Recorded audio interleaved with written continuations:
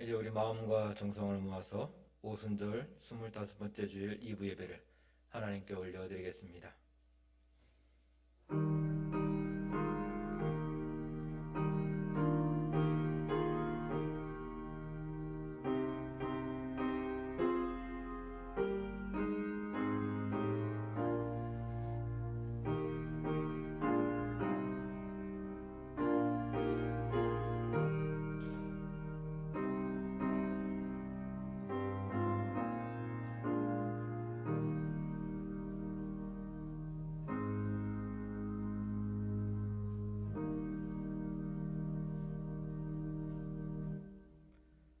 이스라엘의 왕인 여호와 이스라엘의 구원자인 만군의 여호와가 이같이 말하노라. 나는 처음이요 나는 마지막이라. 나 외에는 다른 신이 없느니라. 하나님은 영이시니 예배하는 자가 영과 진리로 예배할지니라. 만왕의 왕이 되시는 하나님 아버지, 온 땅에 주님의 영광이 가득한 이날 베풀어 주실 은총을 사모하며 주의 백성들이 왕이신 하나님께 찬양과 경배를 올려드리오니 영광받아 주옵소서. 성령 강림절 이후 오순절 기간을 지내오는 동안 한결같은 사랑으로 우리의 발걸음을 인도해 주신 은혜 감사드립니다. 위기의 순간마다 우리를 지켜주셨고 평탄할 때 찬송을 주셨으며 날마다 신앙이 흔들리지 않도록 눈동자처럼 보호하여 주셨습니다. 사랑의 주님, 앞으로도 우리의 왕이 되어주셔서 영원토록 우리의 삶을 다스려주시며 지켜주시며 인도하여 주옵소서. 예수님의 이름으로 기원하옵나이다. 아멘. 사도신경으로 우리의 신앙을 고백드리겠습니다. 나는 전능하신 아버지 하나님, 천지의 창조주를 믿습니다. 나는 그의 유일하신 아들, 우리 주 예수 그리스도를 믿습니다. 그는 성령으로 잉태되어 동정녀 마리아에게서 나시고 본디오 빌라도에게 고난을 받아 십자가에 못 박혀 죽으시고 장사된 지 사흘 만에 죽은 자 가운데서 다시 살아나셨으며 하늘에 오르시어 전능하신 아버지 하나님 우편에 앉아 계시다가 거기로부터 살아있는 자와 죽은 자를 심판하러 오십니다. 나는 성령을 믿으며 거룩한 공교회와 성도의 교제와 죄를 용서받는 것과 몸의 부활과 영생을 믿습니다. 아멘. 찬송가 11장 다같이 찬송 드리시겠습니다.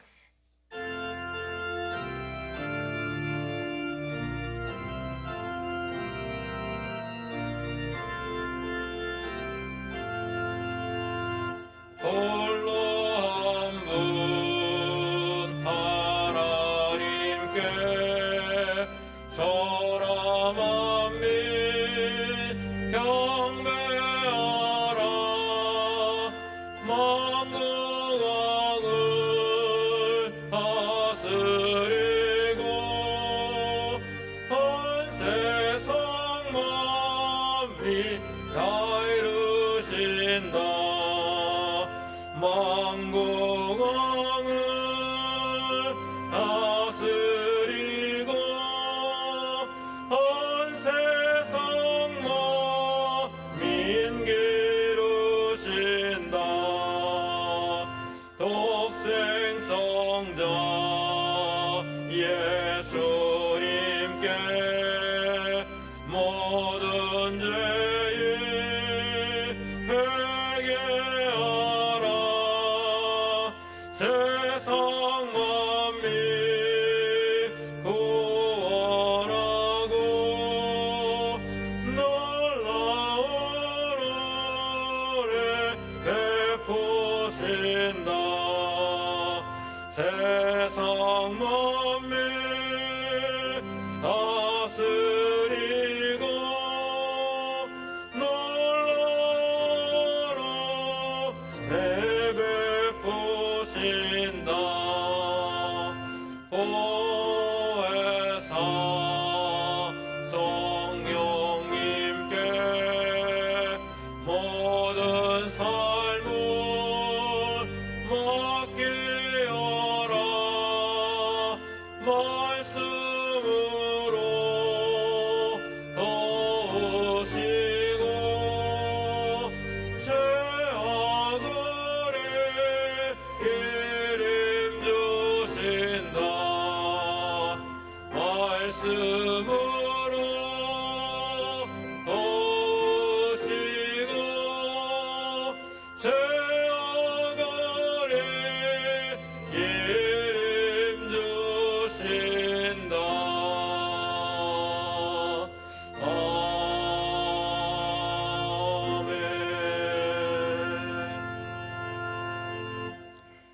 조명철 장로님 기도 인도해 주시겠습니다. 만군의 주 하나님, 창조주 아버지시여, 전심으로 주께 경배드리며 존귀와 영광과 찬양을 드리옵나이다. 아버지께서는 사랑과 용서, 자비와 긍휼을 베풀어 주시고 죽어 마땅한 죄인들을 끝까지 사랑하사 독생자 예수 그리스도를 영광을 받아야 할 사람의 모습으로 죄악 세상에 보내셔서 천국의 복음을 전하시고 우리들의 죄값을 치르시기 위해 십자가에 못 박혀 돌아가셨고 3일 만에 부활하심으로 주를 믿는 모든 이에게 영원한 구원과 생명을 주시고 아버지 자녀가 되게 하셨으니 무한한 감사와 찬양을 드리옵니다. 그러나 사람들은 하나님의 깊은 사랑을 알지 못합니다. 우리를 구원하기 위해 창조주이신 하나님께서 십자가에서 손과 발에 못 박힐 때의 통렬한 고통을 외면하고 오늘도 죄의 산을 더 높이고 끝을 모른 바벨탑을 쌓고 있어 하나님의 무서운 불같은 심판의 날을 제쳐가고 있습니다. 아버지여, 우리의 모든 죄악과 배도와 불신의 악행을 용서해 주시고 더 이상 죄에 속지 말고 하나님 품으로 돌아와서 요한계시록에 경고된 무시무시한 심판을 피하고 하나님의 공의와 진리 정의와 사랑 안으로 들어오게 하여 주시옵소서.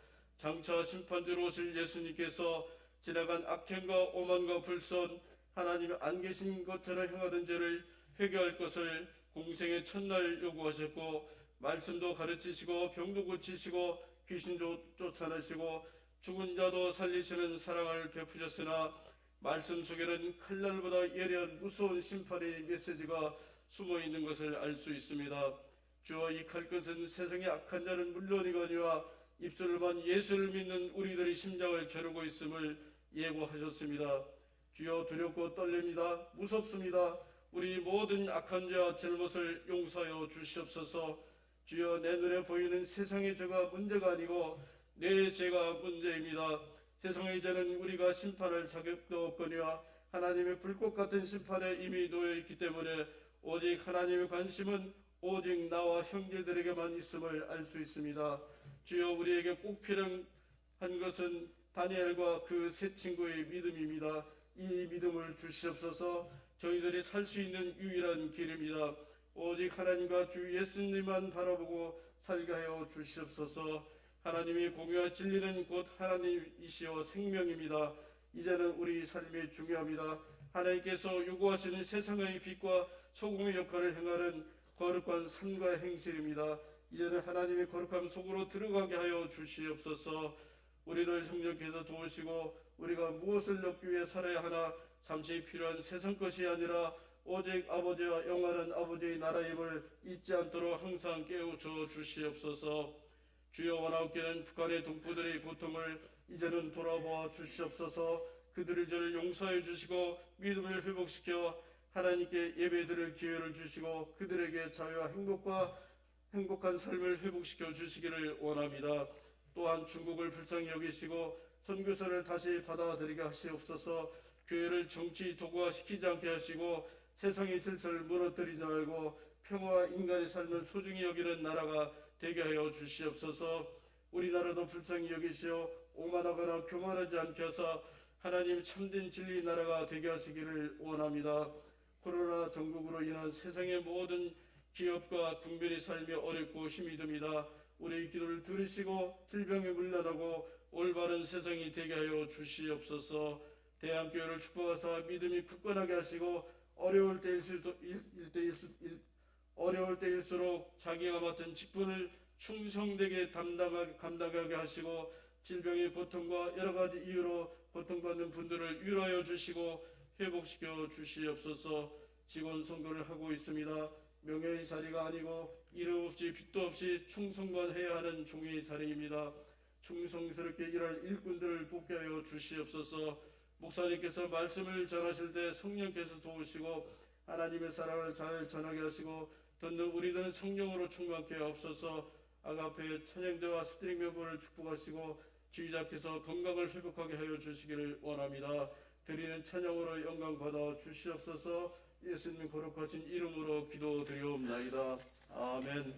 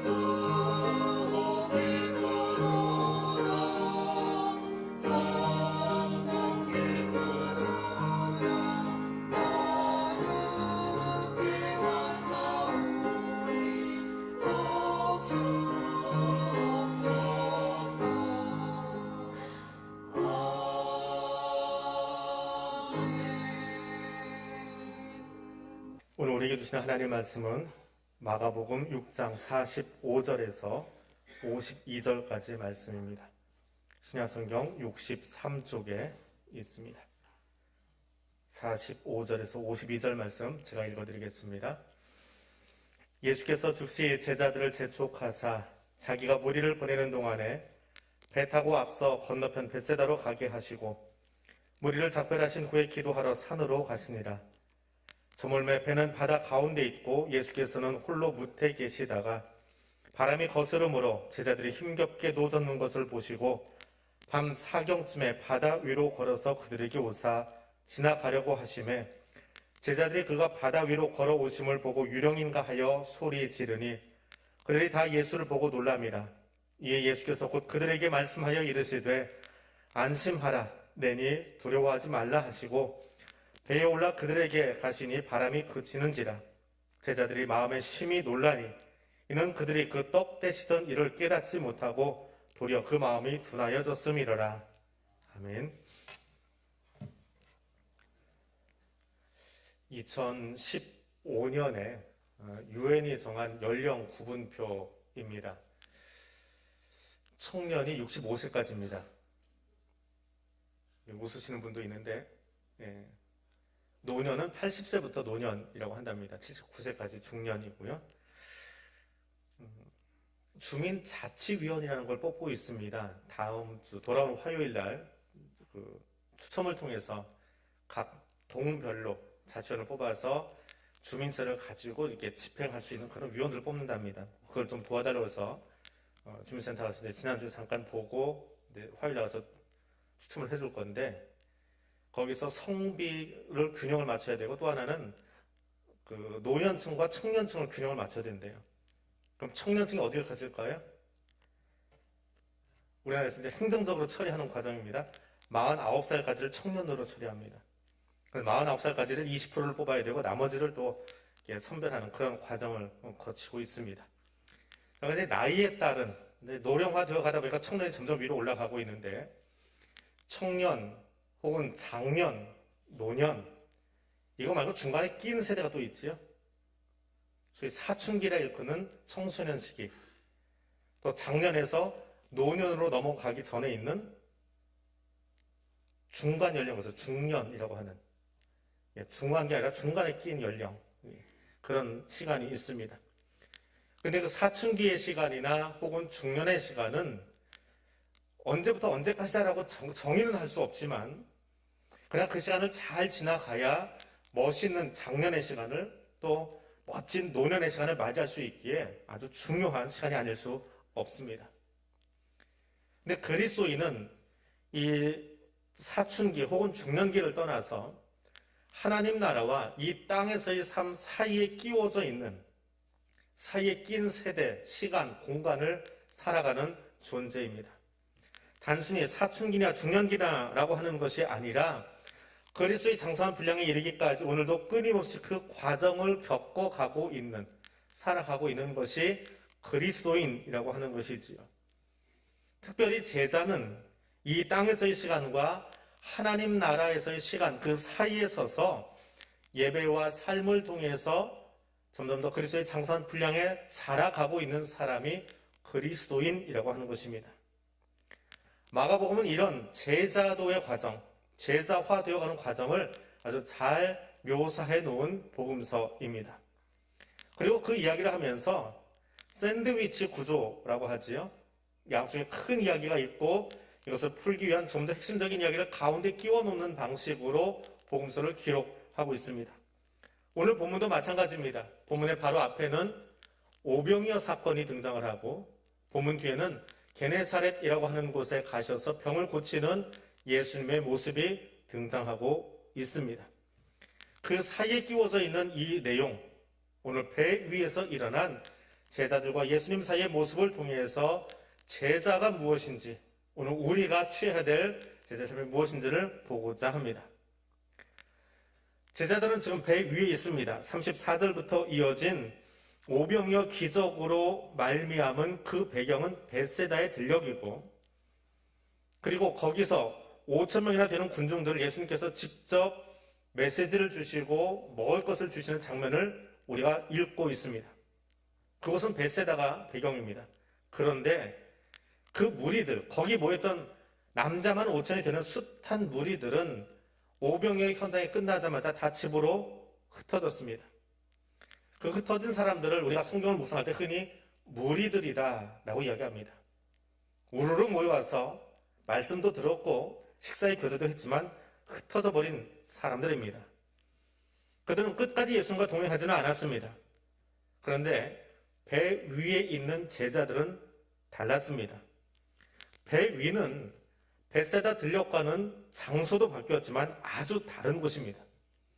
그리고 그 배 위에 있는 제자들 속에는 태어나면서부터 물질을 했기 때문에 배를 저어받고 고기를 잡았기 때문에 굉장히 배를 운행하는 데 있어서 능숙한 사람들이 여러 명 섞여 있었습니다. 그런데 갑자기 불어온 바람 앞에, 출렁이는 파도 앞에 어쩔 줄 몰라 하고 노 젓는 것조차 힘겨워하는 모습을 성경은 보여주고 있습니다. 예수와의 만남을 이어가는 이 이야기는 힘겨운 배 위로 장소를 옮겨서 이야기가 진행되고 있습니다. 예수와 함께하는 것이 푸른 풀밭, 맑은 물가로 가는 시편의 그 정적인 모습이 아니라 도리어 사망의 음침한 골짜기로 가서 거기서도 예수와의 만남을 이어가고 있는 것이 제자들의 삶이더라라고 이야기하고 있습니다. 오늘 우리는 예배당에 모여서 예배를 함께 드리고 있습니다. 혹은 온라인에서 시간을 구별하고 그곳에서 앉아 지금 예배를 드리고 있습니다. 코로나19로 인해서 2.5단계 혹은 2단계로 가느니 마니니 하는 그런 상황 속에서도 전남 일부 지역은 이미 2단계로 격상을 시킨 채로 오늘 아침을 맞이하고 있습니다. 그럼에도 불구하고 한국교회 성도들이 예배를 소홀히 하지는 않고 있는 것 같습니다. 아직은 한국교회 안에, 그리고 우리 대한교회 안에 예배 의식이 분명히 살아 있습니다. 시간이 더 지나가고 나면 얼마나 더 희석되고 식어지고 많은 사람들이 무리처럼 떠나갈지 그거는 아무도 모르지만 분명 예배를 통해서 하나님을 만나고 예수 그리스도를 만나고자 하는 마음이 식지 않은 것만큼은 지금은 분명합니다. 그런데 문제는 그 다음입니다. 벳세다 들녘에서 오병이어 속에 셀 수 없이 많은 사람들이 말씀을 들었고 또 먹었고 있었습니다. 그러나 그 일이 끝나고 나서는 모두 빠져나갔습니다. 오늘 우리도 마찬가지지요. 코로나가 있긴 하지만 그래서 방역 지침 때문에 예배가 끝나면 15분 내로 좀 나가주세요라고 하지만 그럼에도 불구하고 떠나간 뒤에 우리의 삶의 현장에서 어떻게 살아가고 있느냐라고 하는 것입니다. 제자들이 배 위에서 살았던 것처럼, 배 위에 시간을 가졌던 것처럼 우리의 풍랑이는 삶의 현장, 그것이 학업의 터전이건 직장이건 상업의 현장이건 혹은 가족을 챙기는 주방이건 그것에서 예수를 만나고 예수와 함께 살아가고 있는지 나를 돌아볼 수 있어야 합니다. 그곳은 계속해서 풍랑이 일고 있기 때문에 그렇습니다. 길어지는 코로나로 인해서 말들이 거칠어지고 행동이 거칠어지고 자기만 아는 사람들이 점점 늘어가고 있습니다. 자녀들은 어떻습니까? 최소한 고등학생 때까지만 해도 내 마음대로 좀 컨트롤이 되었습니다. 청년부 들어가고 대학 들어가고 직장 가기 시작하면 도저히 부모 마음대로 컨트롤이 안 되는 그런 자녀들과 다른 곳이 아니라 집에서 영적 싸움을 벌이고 있지 않습니까? 이 아이들 예배를 좀 드려야 되겠는데 내가 알아서 가요. 그런데 보니까 1시 넘었어요. 청년부 예배에서는 이미 훌쩍 넘어가 버렸습니다. 그런 아이들 보고 있지 않습니까? 직장에 가서 여기에 나 그리스도인입니다. 어제도 교회 갔다 왔습니다. 라고 자신있게 이야기할 수 있습니까? 물론 CEO쯤 되면 내가 내 직장인데 누가 뭐라고 그래요. 그런데 아직 신입사원들 입장에서는 교회 어제 다녀왔습니다. 라고 말하기가 어려운 세상을 살아가고 있습니다. 풍랑도 그런 풍랑이 없지요. 예배가 보장된 장소가 아니라 예배 때문에 자녀와 싸워야 되고 예배 드리는 것이 숨겨져야 되는 그런 코로나의 상황 속에 우리는 매일매일 영적 전쟁을 벌이고 있습니다. 정말 거대한 풍랑 속에 살고 있습니다. 그럼 공예배 현장 중요합니다.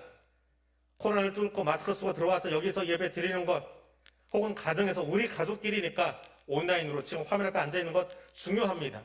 그러나 더 중요한 것은 그 베세다 들녘 이후에 풍랑이는 세상 속에서 내가 어떤 모습으로 살아가느냐라고 하는 것입니다.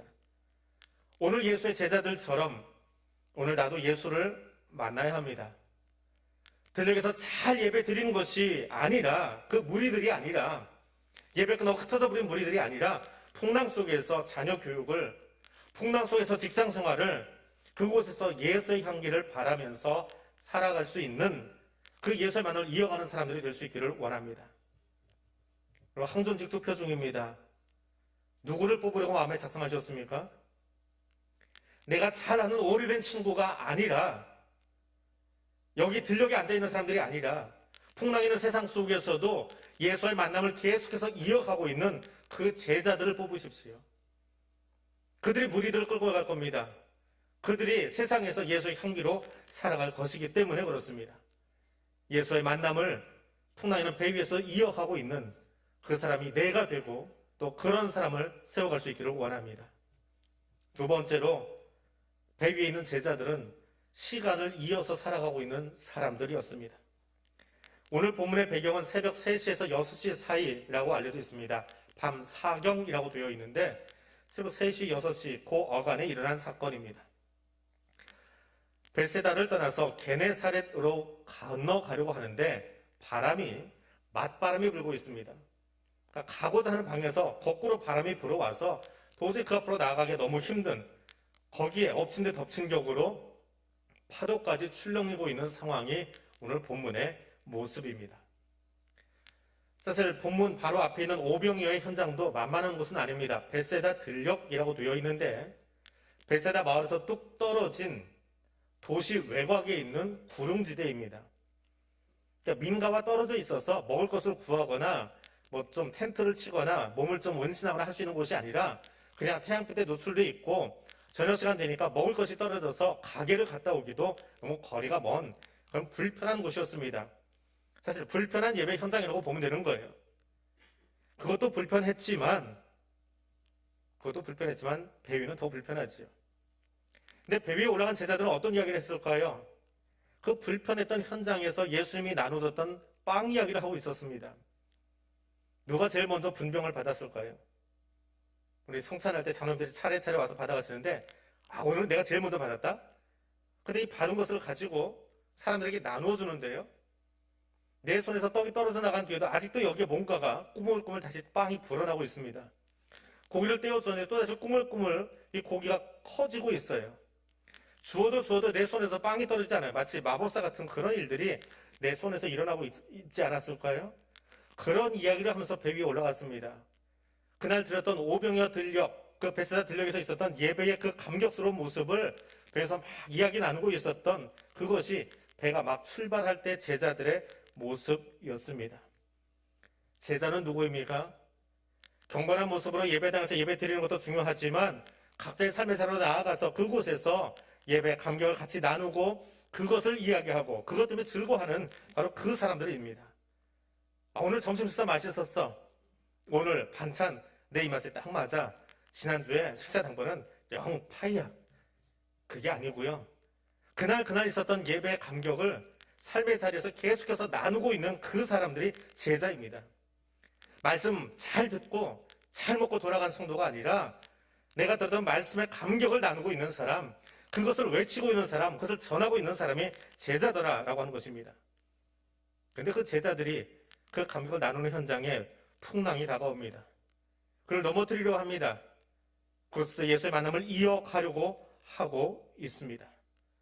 그리고 예수님은 그 만남을 이어가도록 하기 위해서 돕기 위해 그들을 찾아와 주십니다. 풍랑이는 바다 위로 예수께서 그들에게 오사 지나가신다라고 48절에서 적고 있습니다. 저 지나가신다라고 하는 저 단어는 아주 독특한 단어입니다. 구약 성경에서 생명 걸고 이스라엘 백성을 놓고 기도했던 모세, 그를 하나님이 다시 만나주시고 앞서가기 위해서 바위 틈에 숨겨 놓으시고 그를 손으로 덮으신 뒤에 지나가시더라라고 할 때에 쓰였던 단어가 오늘 본문에 나오는 지나가신다라고 하는 겁니다.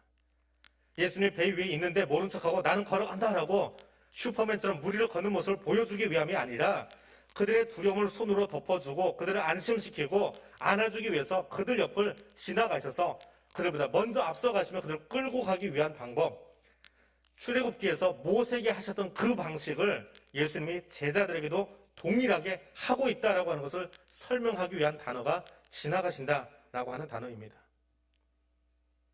무리들은 예배 뒤에 다 떠나갔습니다. 그런데 제자들은 예수님과의 만남을 계속 이어가려고 배 위에 올라갔어요. 삶의 자리에서 예수를 드러내려 올라갔다는 말입니다. 그런데 그것이 쉽지 않다는 거예요. 코로나 때문에 쉽지 않고 말 안 듣는 자녀 때문에 쉽지 않고 나도 매일매일 부딪히다 보니까 그리스도인임을 나타내는 것이 쉽지 않아요. 세상에서 사는 것이 너무 두려워요. 근데 그때 예수님이 찾아오셔서 그 손으로 모세를 덮으시듯 제자들을 덮으시듯 나를 덮어주시고 나와 함께 하시더라라고 하는 겁니다. 그 시간을 이어가고 있는 사람, 평안할 때만이 아니라 그 두려움의 상황 속에서도 예수와 함께하는 그 시간을 이어가고 있는 사람들이 제자입니다. 우리의 예배는 이 본당에서의 한 시간이 아닙니다. 이후에 우리는 각자의 삶의 자리에서 예수와의 만남의 시간을 이어가야 합니다. 폐회송과 함께 나의 예배가 끝났다고 생각하는 사람은 무리들입니다. 물론 그들도 예배 드렸지요. 물론 그들도 오병이어의 교제 자리에 함께 있었습니다. 기적도 맛보았습니다.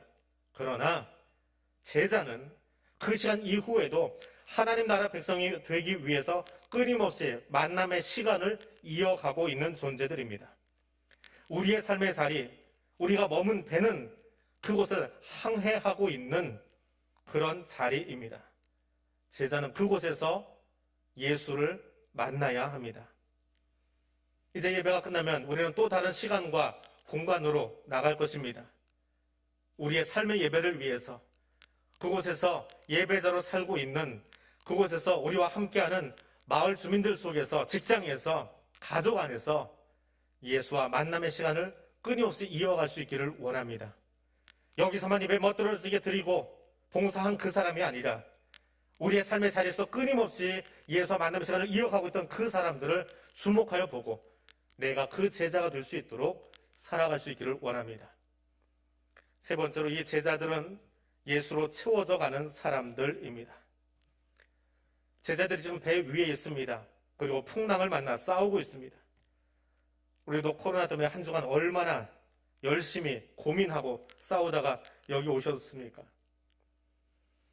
어제까지 경험했던 풍랑과는 또 다른 풍랑을 우리는 지금 경험하고 있습니다. 언제쯤 끝날까요? 백신 이야기가 요즘 자주 오르락 내리락 하고 있는데 백신이 나오면 코로나 아침에 해 뜨면 어둠 물러가서 그게 싹 사라질까요? 백신 하나가 세상에 등장을 하고 그것이 안정적으로 전 세계인들이 쓰려면 10년은 걸린답니다. 지금 일상, 예상, 3사 나온 거는 불안정해서 사실 맞고 싶지 않아 하는 사람들도 있습니다. 어떤 부작용이 있을지 우리는 몰라요. 급하니까 우선 쓰자는 거예요.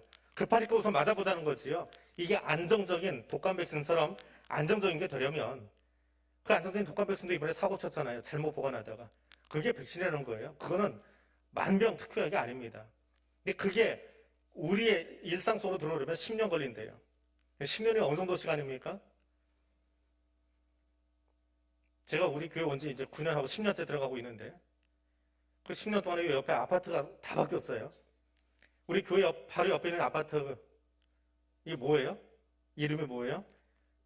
이거 주공 2단지로 기억하는 사람은 옛날 사람입니다. 그렇죠? 나 주공 2단지 재개발해서 다시 들어왔어요. 이건 옛날에 여기 사시던 분들이에요.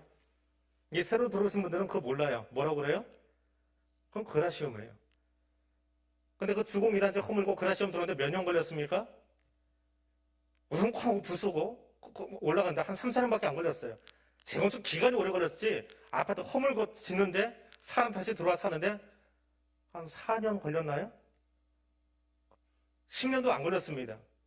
그런데 10년 뒤의 이야기를 코로나 이후에 이 세상이 어떻게 될 거다.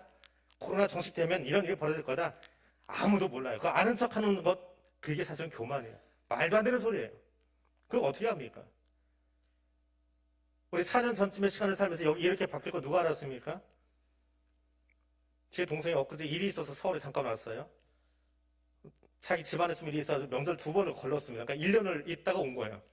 왔다가 형 동네가 왜 이렇게 바뀌었어? 뭐 가게도 이렇게 많이 늘어나고 저는 맨날 있으니까 뭐 몰랐는데 거기가 딴 세상이 됐다는 거예요. 교회 앞에 너무 딴 세상이 돼가지고 왔다가 구경하려고 돌아다니고 있었어요. 저녁 시간에. 교회가 너무 많이 바뀌었다고. 그게 1년이거든요. 10년 뒤는 어떨까요? 그럼 그곳을 그 10년 뒤를 혹은 우리 이 다음 시간들을 무엇으로 채워가시겠습니까? 어떻게 채워가시겠습니까?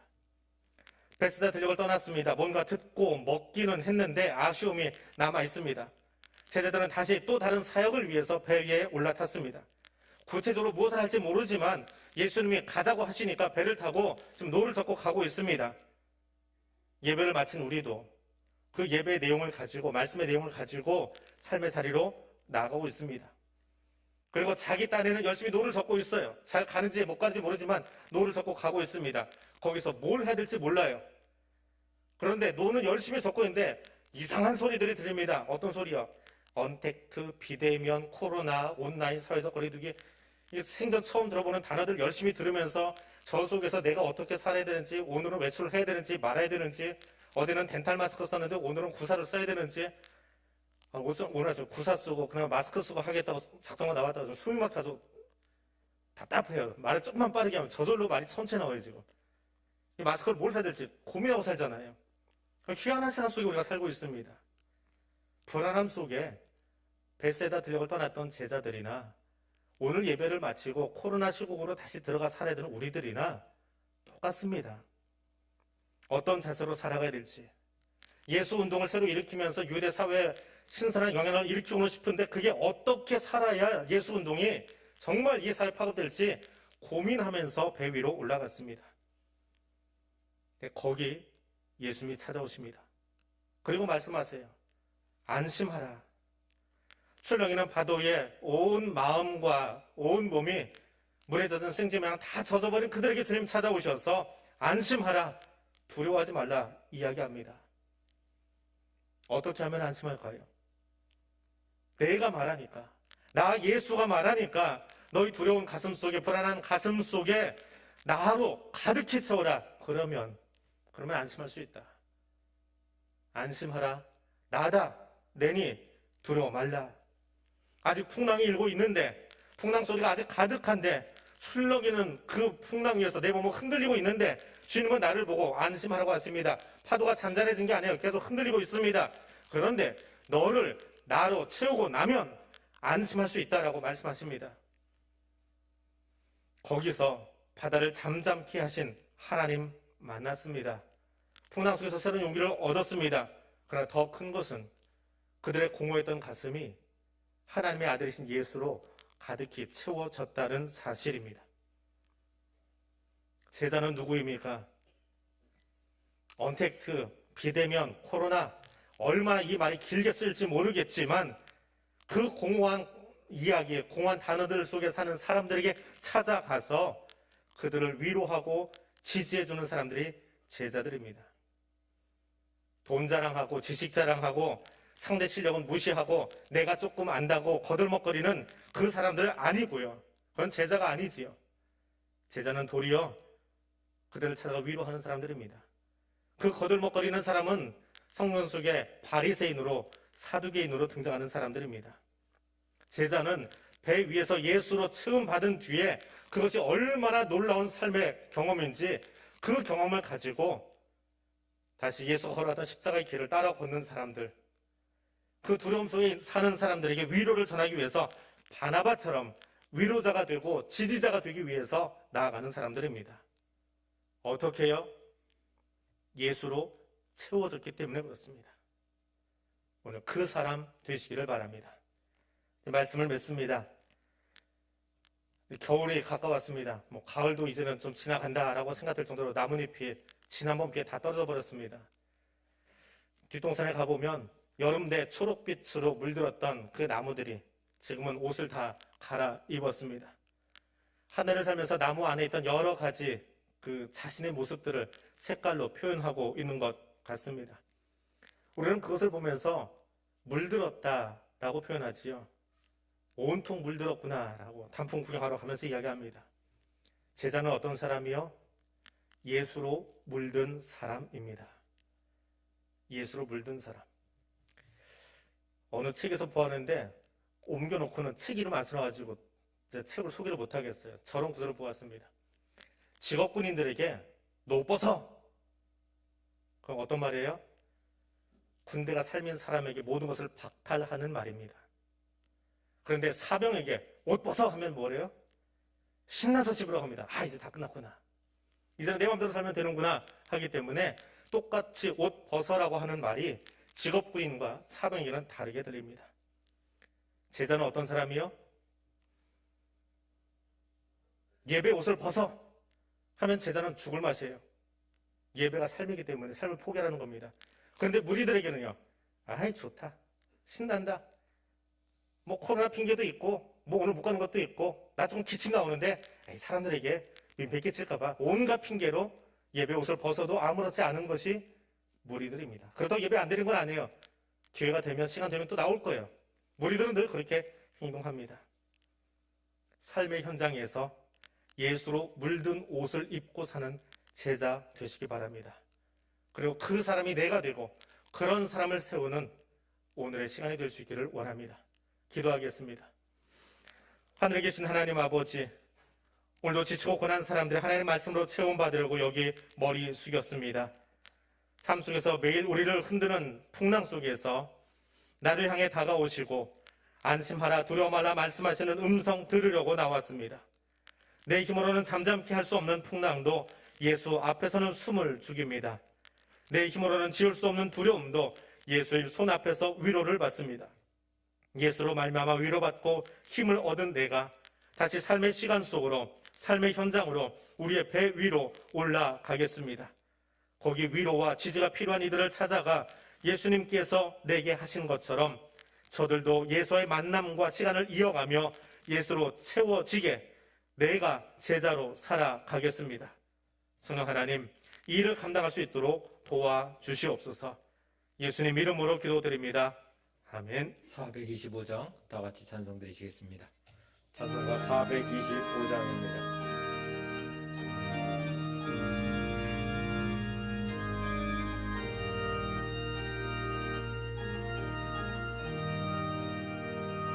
주님의 뜻을 이루소서.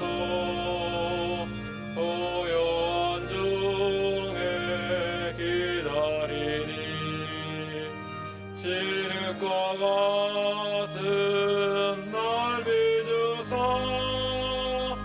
주님의 영상 만드소서. 주님의 뜻을 이루소서. 주님 말 앞에 엎드리니 나의 맘속을 살피시사 눈보다 이게 하옵소서. 주님의 뜻을 이루소서. 병들어 몸이 피곤할 때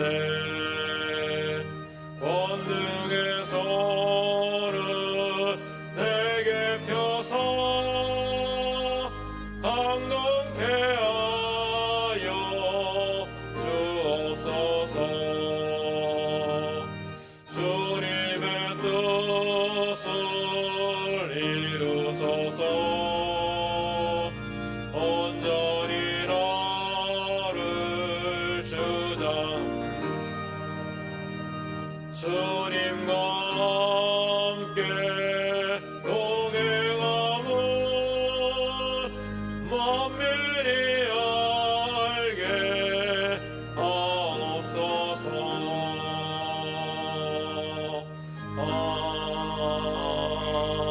아멘.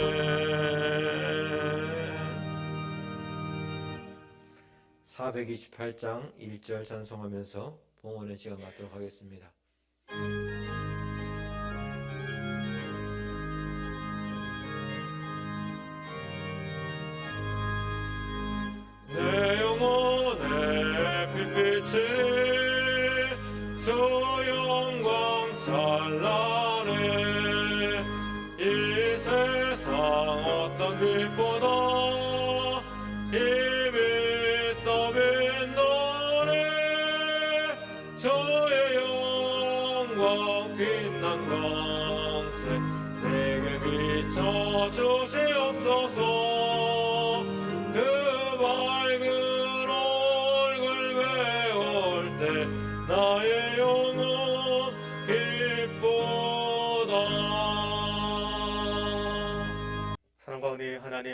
감사합니다.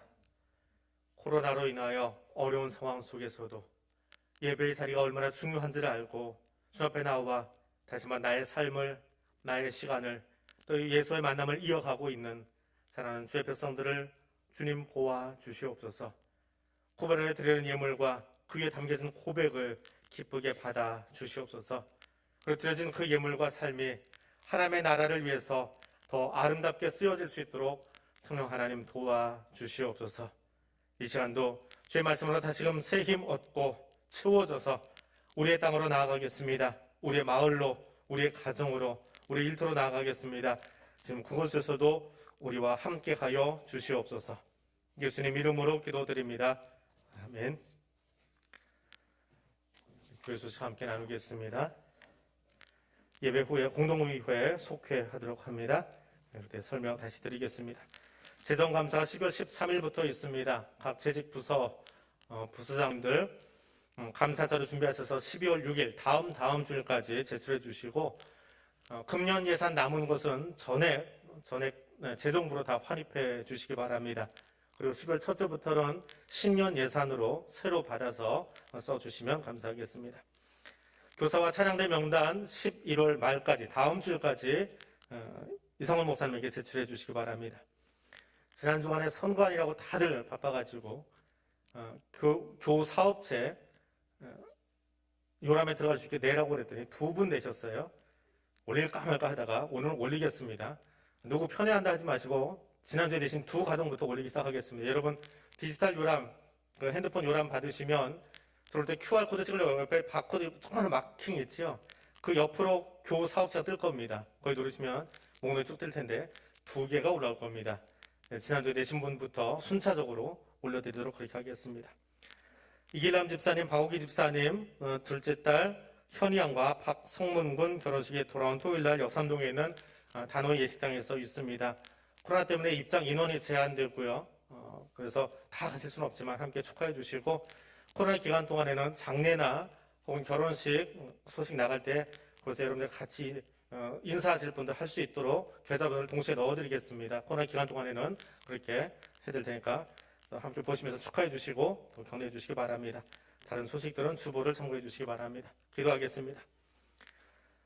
이제는 우리 주님 예수 그리스도의 은혜와 하나님 아버지의 크고 놀라우신 사랑과 성령 하나님의 교통하시며 인도하여 주시는 은총이 주의 말씀을 가슴에 담고 그 말씀에 힘입어 일어서는 사는 주의 백성들 위해 지금부터 영원토록 함께하여 주시기를 간절히 축원하옵나이다. 아멘.